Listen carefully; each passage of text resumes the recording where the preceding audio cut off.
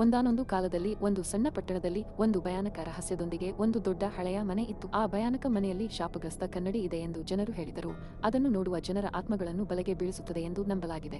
ಒಂದು ಮಳೆಗಾಲದ ರಾತ್ರಿ ಸಾರಾ, ಧೈರ್ಯಶಾಲಿ ಹುಡುಗಿ, ತೊರೆದು ಹೋದ ಮನೆಯನ್ನು ಕಂಡುಕೊಂಡಳು ಮತ್ತು ಚಂಡಮಾರುತದ ಸಮಯದಲ್ಲಿ ಆಶ್ರಯ ಪಡೆಯಲು ಒಳಗೆ ಹೋದಳು. ಅವಳು ಬೇಕಾಬಿಟ್ಟಿಯಾಗಿ ಗೀಳು ಹಿಡಿದ ಮನೆಯನ್ನು ಅನ್ವೇಷಿಸಲು ಪ್ರಾರಂಭಿಸಿದಾಗ ಅವಳು ಧೂಳಿನಿಂದ ಮುಚ್ಚಿದ ವಿಚಿತ್ರ ಕನ್ನಡಿಯನ್ನು ಕಂಡುಕೊಂಡಳು. ಸಾರಾ ಕನ್ನಡಿಯಲ್ಲಿ ನೋಡಿದಾಗ ಅವಳು ಭಯಗೊಂಡಳು ಮತ್ತು ಅಸಾಮಾನ್ಯ ಏನೋ ಅನುಭವಿಸಿದಳು. ಇದ್ದಕ್ಕಿದ್ದಂತೆ ಅವಳು ಕನ್ನಡಿಯೊಳಗೆ ಸಿಕ್ಕಿಹಾಕಿಕೊಂಡಳು. ಅಲ್ಲಿ ಅವಳು ಭಯಾನಕ ನೆರಳುಗಳು ಮತ್ತು ವಿಚಿತ್ರ ಧ್ವನಿಗಳಿಂದ ಸುತ್ತುವರೆದಿದ್ದಳು. ಅವಳು ಸಹಾಯಕ್ಕಾಗಿ ಕರೆದಳು, ಆದರೆ ಯಾರೂ ಅವಳನ್ನು ಕೇಳಲು ಸಾಧ್ಯವಾಗಲಿಲ್ಲ. ಅವಳು ಶಾಶ್ವತವಾಗಿ ಸಿಕ್ಕಿಹಾಕಿಕೊಂಡಂತೆ ತೋರುತ್ತಿದೆ. ಧೈರ್ಯಶಾಲಿಯಾಗಿರಲು ತನ್ನ ಅಜ್ಜಿಯ ಸಲಹೆಯನ್ನು ನೆನಪಿಸಿಕೊಳ್ಳುತ್ತಾ ಸಾರಾ ತನ್ನ ಎಲ್ಲಾ ಧೈರ್ಯ ಮತ್ತು ಶಕ್ತಿಯನ್ನು ಒಟ್ಟುಗೂಡಿಸಿ ಕನ್ನಡಿಯನ್ನು ಒಡೆದಳು, ತನ್ನನ್ನು ಮುಕ್ತಗೊಳಿಸಿದಳು. ಭಯಾನಕ ಸಾಹಸವನ್ನು ತಾನು ಎಂದಿಗೂ ಮರೆಯುವುದಿಲ್ಲ ಎಂದು ತಿಳಿದ ಸಾರಾ ಮನೆಯಿಂದ ಹೊರಗೆ ಓಡಿ ಹೋದಳು. ಅಂದಿನಿಂದ ಜನರು ಸ್ಪೂಕಿ ಕನ್ನಡಿ ಮತ್ತು ಸಾರಾ ಅವರ ಧೈರ್ಯದ ಬಗ್ಗೆ ಕಥೆಯನ್ನು ಹರಡಿದರು.